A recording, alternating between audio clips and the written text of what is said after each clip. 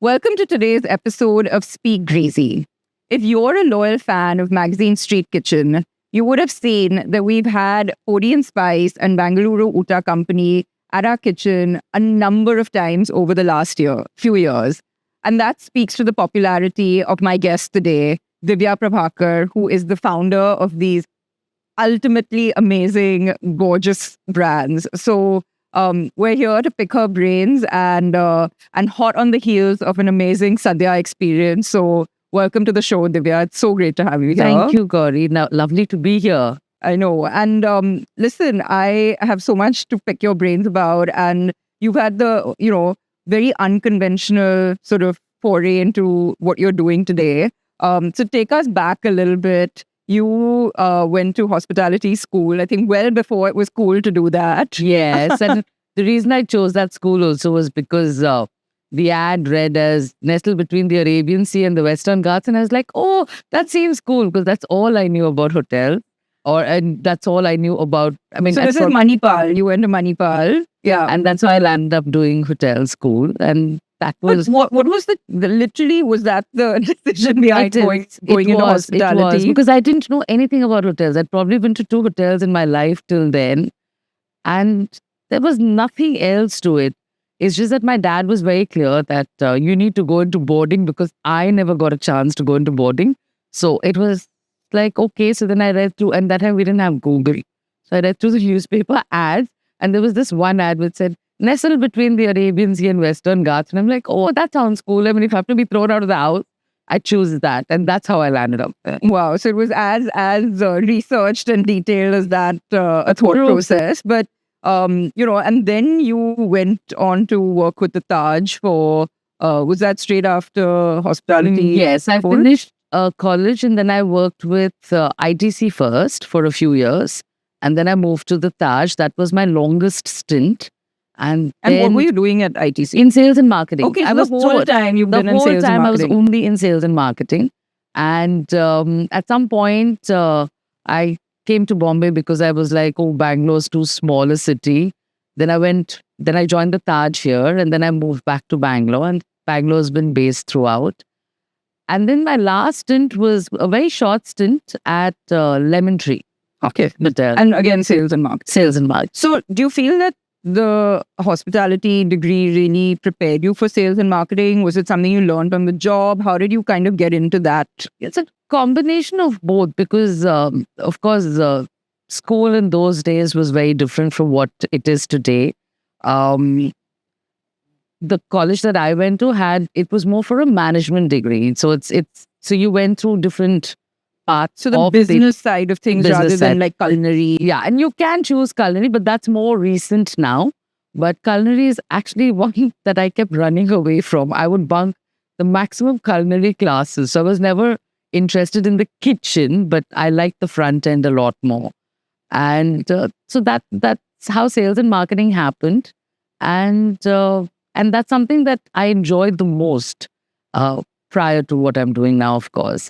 So that became more of me. And I mean, you've always been a people's person. The bit that I've known you. Yeah, so I think that's all. I think it's you. I can see that you were naturally kind of, that was your natural inclination.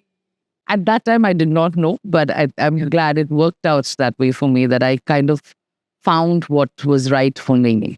So you spent like close to 20 years in this world of luxury and corporate world. And then, you've ended up creating something that seems sort of the polar opposite. You've become an entrepreneur. You've created a fantastic home style, really like homely, small, sort of intimate experience. What's with the complete switch? So actually, I don't come from a business family. I come from a family where we've all had paychecks hitting our account at the end of every month. And largely that's how I have always been. And then when I was just turning 40, and this was at Lemon Tree, one evening, the whole department, like 5 of us, got the pink slip. And I was like upset for that evening, but then it's also something that made the next day I was like, this is perfect. This is what I want. So I guess it's also a 40 switch. It was a time, I don't know. And then I was like, I'm going to take a break and I want to decide what I want to do. And I had a list of things that I did not want to do. And one of them was not go back to a corporate job. So like this, I had a list, but I didn't know what I wanted. So I took, I think it was about a year and a half to 2 years. So I did different things. I did like like the halfway bucket list of everything from like going to the Himalayas for various treks to running to meditation. I did Vipassana. I did serious partying for 3 days in a row. So I did the whole gamut. And then I kind of started working on this thing where I wanted to do food because for me, I've always loved regional food. And there was a huge dearth. Now it's a lot better. I'm saying 9 years down the line. But in those days, there was hardly anyone who did regional food. So I was like, oh, I want to do food from my community. And my dad was aghast. He's like, you don't know how to cook and you want to start a restaurant. So he was because again he's like, and you don't know anything about business because none of us ever worked. I mean, never had businesses of our own. So I was like, yeah, I want to do this because if I don't do this, it's gonna kill me. But if I do it, it's okay if it doesn't work out because being in the industry, you also know the stats of F&B that The happens in failure the rate. failure things. So that's how I started. So I chose a lot of things which were I think the 2 years gave me a great time where I realized that I want to do things my way, not because it's meant to be done this way or not Follow because like a yeah. But it's almost like you had a gap year, like the truly. pre-college gap So year. but nowadays, like when I meet people 20 and they years say later, we're taking a break, I'm like, it's the best Yeah. time of your lives. Just enjoy it because Yeah.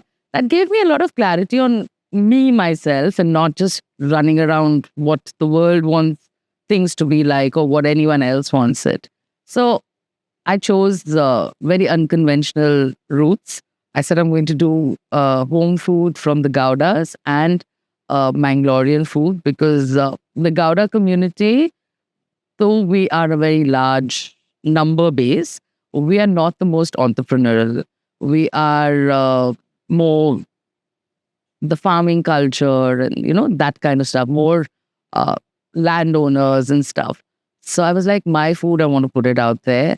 So that started with BOC. I mean, Bengaluru Oota company started with that, and then I was like, but nobody knows what Gouda's, who's Gouda, but what food. you were doing this in the heart of Bangalore, which is where the community sort of lives. I mean, did you Yes. never feel like I'm feeding sort of ice to the Eskimos? Or did that ever cross your mind? Yes, it did. And my dad was the one who told me. He said, which Gouda is going to come and eat with you? I said, I don't know. I'll find one or two Goudas who'll come and eat with me. But the idea is it's for other people to come and eat.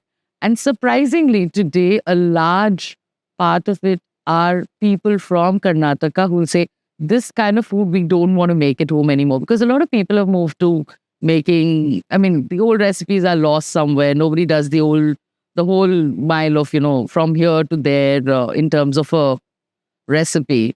So, I mean, they're not doing it with the intensity that you And- are, and it's probably and also, like yeah, it's like they make it at home sometimes. And that also, including my own generation, has disappeared largely. So we do get a lot of people who come and say, oh, we want to eat this because we can't make this at home. we're craving Or- our sort of yeah. home food, And- but can't. And also, like, when they have guests at home, they're like, please, can you make and send? So when I started BOC, for me, it was like I needed to be able to give food to people who wanted it.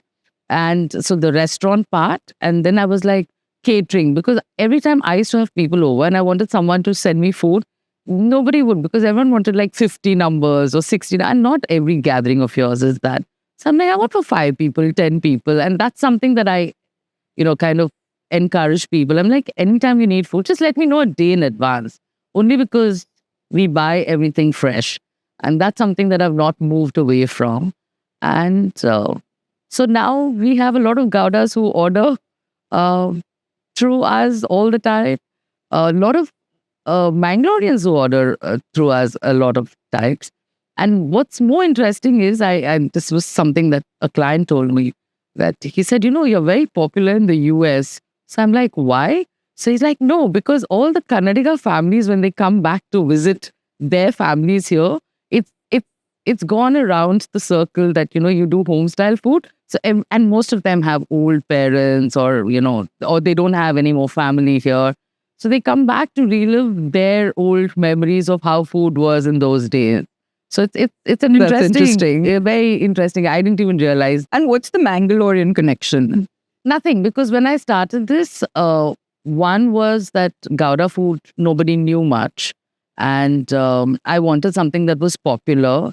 And the Mangaloreans as a community have always been largely in the food business, and they've made the Mangalorean food a lot more popular. Like in Bangalore, we have the Darshanis. Here you'll have the idli dosa places. A lot of them are Mangaloreans. And like if you come to Bombay and you tell someone I'm going to have a ghee roast or a gussi, they do know what you're talking about. And at that time, I also found a business partner who was Mangalorean.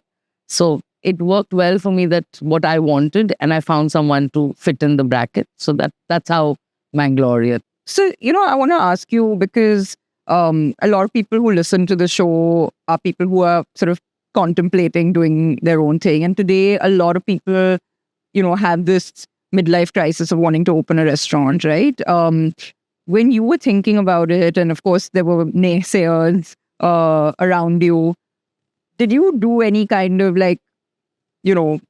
straw polling, or like anything that kind of gave you a little reassurance, or from from outsiders, or was it really largely your gut that you were following? It was largely my gut, and I had blinders on. I was very clear. This is what I wanted to do. So you're like, now you were set on it, and you were just like, this is how I want it. And the format, of course, took a little while for me to figure out, because like I said, the 2 years made me realize what I wanted. And I was very clear that I wanted it the way I wanted it. I'm a little bit of a break, and I'm very strong in certain opinions of mine. So I was like, no, I hate it when I go to restaurants which serve regional food and which I have no knowledge about. And I just look through a menu. Half the things don't mean a thing to me. I don't know what am I supposed to have. How am I supposed to have it, with what, in what order? So I was like, I love it when I go to someone's house. I don't have a choice. The food comes to me, and that's what I enjoy the most. So I was like, this is my food, so I'm going to curate it as to how I want people to have it. Almost like they're coming to your home. Exactly. Yeah. So that's how it started, with me saying, no, it's my food, eat it my way, and go through the experience. And of course, after a point, if there are some people who come and say, listen, I want this, I'll say, fine, tell me that, then I'll build the rest of the menu around it. But it's largely them seeing food from that area through me. I feel like you've been ahead of the curve on multiple things. Considering you started BOC 8 years ago, it's almost like you were the OG supper club. You have tapped into the idea of regional food well before today's kind of curiosity stroke obsession with it. Go out on a holiday, or even like if I have to go out for a meal, food is the largest part of that experience. And for me, if the food's bad, the whole evening or the whole trip is bad. So I was like, you know what? Everyone has their own idea of food. I'm not saying that everyone else is doing something different, but this is my version of it. And I just wanted people to go through that. And do you think it was because you sort of identified a gap? I mean, what I'm hearing is that this wasn't there. So there was a gap in a way. Yes, because if I wanted to eat local food, I couldn't find it. I mean, I had to go to someone's house or go to what we have in Bangalore. It's called mess. Right. Like you have the pizza. Like a canteen. Yeah, like a canteen. And they were not the most favorable to go at all times. And that's how it started. So there was limited availability, but then also it was something that you felt you wanted, right? So one was identifying a gap, which may not have been something you wanted, but that you could see a gap. But this was something that was coupled with the fact that you wanted it. Because honestly, I mean, I think to that extent, we've got something, we've got a lot of common ground. Okay, at least I didn't come from a hospitality background, but it really came from this thing of identifying a gap which we were craving and, felt. Exactly. Yeah. And I think that, I was talking about this earlier with someone that I do feel that a lot of what ends up actually working out are the things that, we really feel very strongly very about. strongly and passionately about. Very passionate Totally. about, because it is a thankless job, to begin with. And, it's a very rigorous kind of... Yes. And you ask me, when people want to open restaurants and other things, I keep telling them, we get a lot of them. And they say, oh, we want something like this. I'm like, before you do anything, before you even quit your job, I was like, take 1 month off, come, be in the back end, be in the kitchen where you stand for 12 to 14 hours. See if that's something that you still enjoy and you wake up to and say, I want to do this again. Then we can talk about business. But do you think that, considering you didn't work in the restaurants of these hotels that you worked with previously, did you still have some idea of how rigorous it was? Because you also just launched into it as far as your own business is concerned. I kind of, because my working hours also used to be 12 to 14 hours, even if it was sales and marketing. Yes, I did not do too much in the kitchen, even during college or during my training time. But I kind of knew the industry. I knew that all of us still... You had enough of an insight into it. To know. But I think that's very important. And, I say the same thing, that don't do what we did, which was launch into it, literally jump into the deep end. But if you can get experience, there's nothing like it. It'll save you a lot of heartache and a lot of money, I think. Very true. And so I try and do that with two sides. One is people who want to start something. I'm like, come work, do a week, 2 weeks, start with that and we'll see how it goes. And with the younger generation, because a lot of us today, and that's something that's huge more in India, we choose careers. And I chose a career with, it worked out well for me. So I'm grateful for that. But there are a lot of people who choose careers, invest time, money, and they obviously get seats in various, colleges which have different degrees. And then they realize that's not what they want to do. And they don't do anything with those 3 or 4 years of education that they have acquired.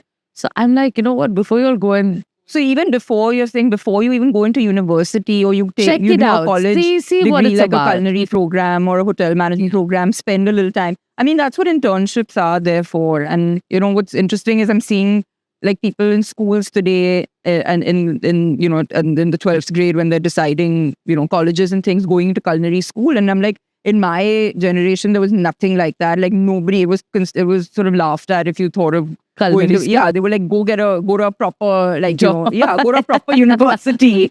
But today, people are actually proactively choosing to do this. And we do have I'm sure you have the same, where youngsters want to come even before and spend a little time. So we do that. We allow a lot of clients send their kids. So I make them do 1 week in the kitchen, 1 week outside. Young kids. And I'm like, do this and see if you like it before you choose to spend or to invest in yourself for 4 years for something that you may not like later. Not that it cannot change later, but still it's a little better informed decision to go and study in a culinary school without just being on the eating side. A lot of kids go eat and think this is what they want to do. Yeah. You since you started BOC, you've done multiple other ventures, and some have worked, some have not.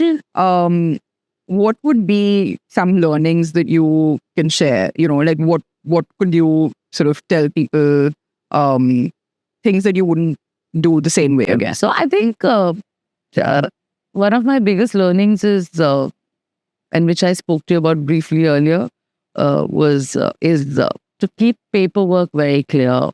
To also choose a right partner, because many a time there is people want to do a lot of things, but are they really in it heart and soul? Because it, like you said, it's an exhausting industry. You do have to, like I can never plan a holiday when it's Christmas, New Year, or Diwali. Yeah, I mean, Any of that's the nature of this that's the business. Is nature you're of the business. working So hardest when people are. I choose how I want to do it. But then make sure that the person you want to partner with has similar has a clear idea of what the industry is But that's all really about. hard to gauge, Divya. I mean, it's not something like a lot of people come into this with that enthusiasm that we talked about True. earlier without actually realizing. So it's actually something, I mean, I see this as well. It's very challenging. So it's also about finding your own thing. But more importantly, I think, like I said, to be clear on the goals of what each one is willing to do. And there should be a certain match of vision, of course, but also skill set. Because if the skill sets are very differently balanced, the business part gets very difficult because the load gets different on different people. It's never an equal, or it's never. And business is like any other relationship. There are good days, there are bad days, and there are some things which you don't anticipate, but there are some things that are part of the whole game. So have the discussions, finish with the uncomfortable Yeah. stuff, put it down in paper, and then start.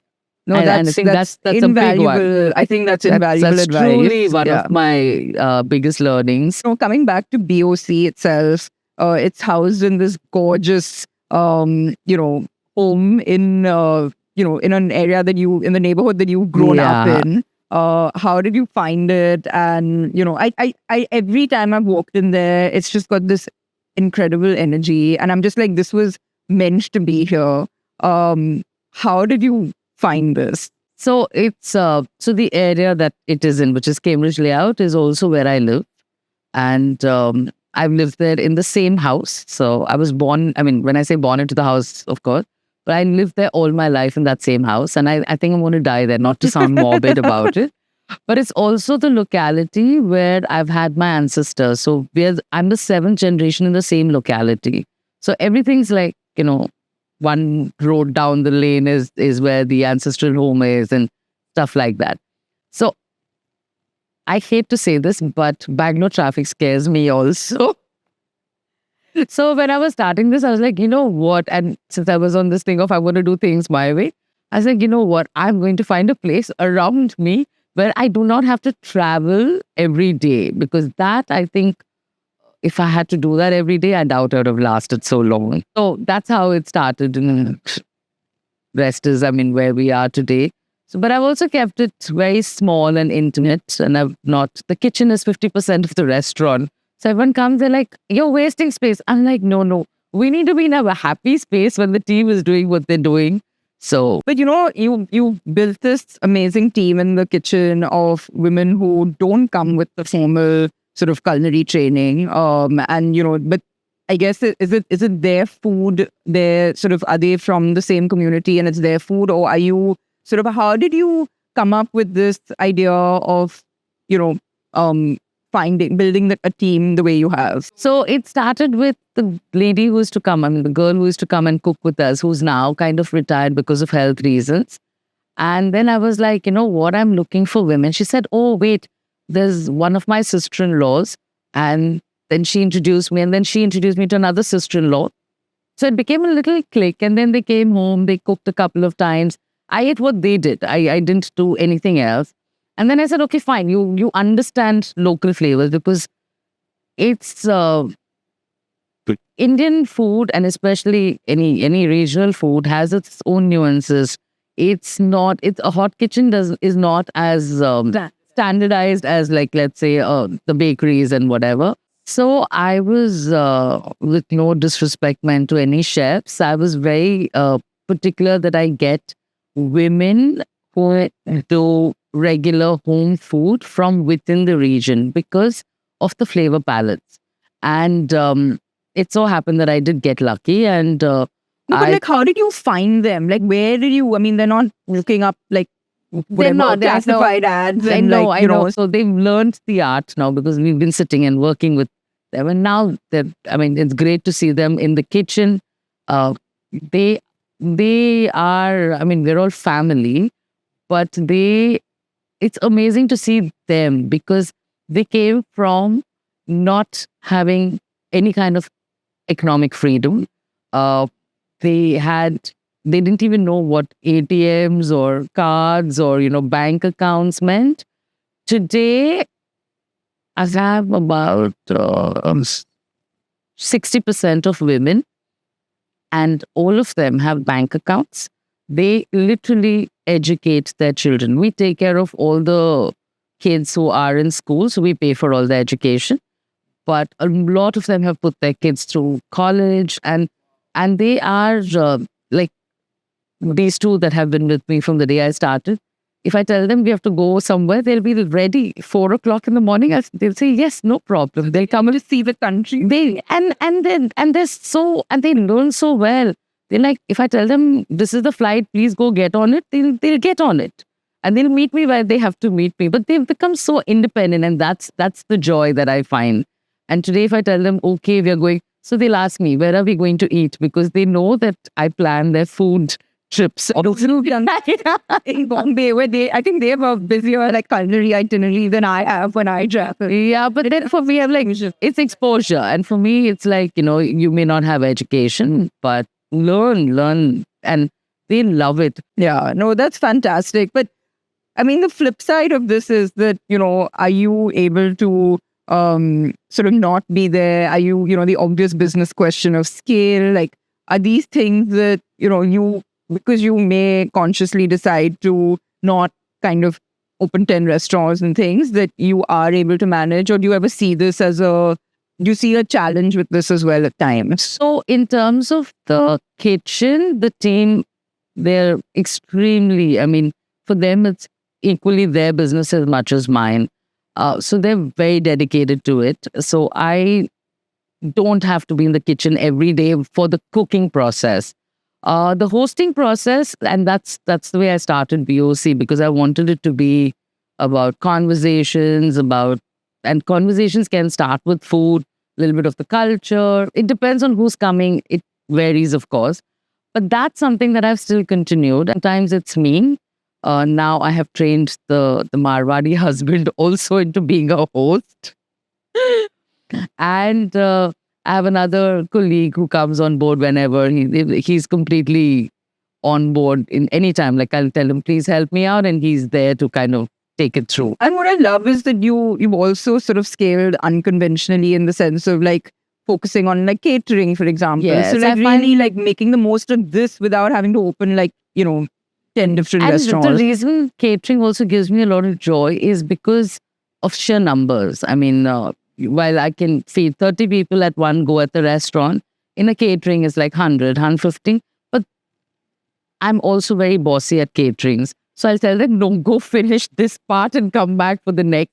But at least it gives me a chance to kind of tell them how to eat the food. It's not like all, put together on a plate without any flavor palettes and stuff.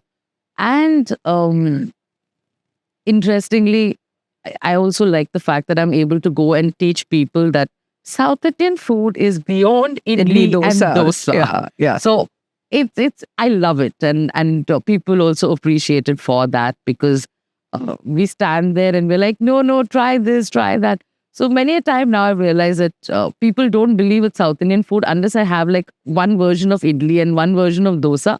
Then they believe that you're legit and they can try the other food around. So that's what we do now. So we travel quite a bit across the country. Yeah, but you've really kind of like taken on, spreading, I guess, the awareness about Gouda cuisine, which I also didn't know until I dined at BOC. But actually, in catering, we do more than the Karnataka because food. you've also got Podian Spice, which is... yes, that's a brand that I kind of, don't have it in a space anymore. Right, but it's like a brand you've created which focuses on Kerala cuisine. It's actually all the 4 states of the south. Okay. It's Kerala, Karnataka, Tamil Nadu, and Andhra. So we do a lot of our catering, which gives a bigger variety of thing. And there's a version of Podi with a different name, maybe, I don't know, which is coming up, which you'll see sometime soon. Exciting. You also support a lot of like women entrepreneurs who are getting, and you had like women partners, whether it's in the kitchen or is there an innate kind of sort of philosophy for you that you really want to uplift women in this fraternity, or is that just coincidence that No, I think it's partly a conscious thing of veering towards women because of multiple reasons. I think with especially regional food, and since that's my high, regional food, I think women are uh, still largely custodians of the kitchen. I mean, I'm not saying men aren't, but women are far more. And there are a lot of women that you meet who want to do different things, who want to grow beyond a home kitchen, but they don't have the necessary mentors? not mentorship, also a click around that tells them, hey, you can go and do it. So that's largely the reason why I kind of want to add on more to this. And but it's also a difficult one because um, women also at some point are not, I mean, everyone says they want to balance, but I don't think there can ever be a balance. But they're not able to gauge and weigh as to what is more important at that point in their lives. Therefore, it's like about choosing how you want to play the game, and it's to give them that, I won't say safety net, but more of the mentorship and the guidance to say, hey, you can do it, and you can do it in these different formats. It need not be a large restaurant. It need not be do that. You can start hosting at home. You can do like 1 or 2 tables a month. Get into the groove and see how it works, or anything. Or you want to do just an event, come cater with us, be a part of one thing. So you're part of something, and you see if this works for you. No, I mean it's that thing of like it's not all or nothing. It's like there's so many different ways. Of venturing into it to see again gauge if it's the right thing for you. And I have to ask you, as someone who is truly crap at social media, do you believe in that? Do you? I mean, I don't know how many fights I've had with you. I'm like, post something. I know. But I mean, look, I think it's amazing that in this day and age when everyone's obsessed with social media, you're again running in the opposite direction. You're the one person who doesn't take like photos of everything when we go out to eat, and I love that. But how do you then explain the popularity? Are you one of those firm believers that word of mouth is what it really is about and product is what it's about? When I started BOC, I was like, you know what? I am not on social media. I don't go to places because they advertise or whatever. I like if you had to tell me go and eat here, I will definitely go there because I trust your choice. So I was like, word of mouth is what it is, because if I'm like this, then the kind of people who come to BOC will be like me. And hence, that's how it started. Who really have sort of mastered that art of word of mouth. And I think that again comes down, it speaks of your product. But if you were to tell somebody again, by way of advice, jokes apart, like, do you really feel like focus on your product and create something that people will be your biggest ambassador. Your paying guests will be your biggest ambassadors in a way. I strongly believe in it. But at the same time, it's not that I do not want to tread on to what the social media thing is. But I think for BOC in particular, I'm not so this thing. But for anything else that I'm starting shortly, that will have a lot more social media because I'm going to become a little more savvy with social media. You heard it here first. So, and there's, I think, some fabulous stuff that happens because of social media today. For myself, I do all my shopping online. It's because that's all that happens. And I'm like, my God, if this can happen with clothes, then it's also in the next generation that people will. So that's my endeavor to learn and become a little better. This is your goal for 2025. Yes, it is. It is actually my goal for 2025. Amazing. But, let's talk a little bit more about this whole trend of regional food I've seen it here at the kitchen post-COVID, where for whatever, before that, we were always like flying people down from like all over the world, which we couldn't do, obviously, in the aftermath of COVID. And we started looking sort of deeper into our own backyard and just discovered amazing gems, including, yourself. And today, I would say for every three sort of dinners or meals that we do from chefs around the country, there's maybe one that we'll fly in from somewhere. So it's like really the whole balance has really shifted. And it's not so much, I was talking to someone else about this, that there's now a sense of pride and curiosity around the food of our country, as you know, changes sort of, they say every 100 kilometers, but and maybe now even in shorter distances. But there's this genuine interest in and it's also now finding its way globally, right? Like you said, we've gone beyond the idli dosa as far as Indian food, or like butter chicken and naan, and I am loving it. Like the discoveries I've made in the last sort of 2 years have just blown my mind and also shown me how ignorant I am about my own country. Is this like, what's your take on what's happening? So I think it was something that should have happened earlier, but partly now social media is also one of the reasons why it has become so popular, because today you have people who are actually willing to serve you what they make at home, which earlier was like, oh my God, I mean, it's I just can get this at home. Like, why Yes. will I pay But for then this? the point is, today people want to try what's more interesting, because earlier this was all of us. If we had to go out for a meal, if there was a evening or lunch planned out, it had to be a cuisine which was not your home cuisine, because that's when you feel like you're going But out this is the somewhere. thing that like today it might be from someone's home, but it's not your home. So it's still something new for you. Also that, and a lot of people today do not cook the same traditional food that they used to or they've grown up with. So they find it easier to go out and eat that kind of food. But also like actually homemade food is so delicious. So it can often, just because it's not like a conventional like international cuisine or something. I mean, It's also because now people are aware that you do get these things and everyone wants to try. And today when you travel, I mean, if you travel anywhere in India, most often everyone wants to go to what's the most happening places for local food, whether it's like the night markets or whatever. They want to eat local.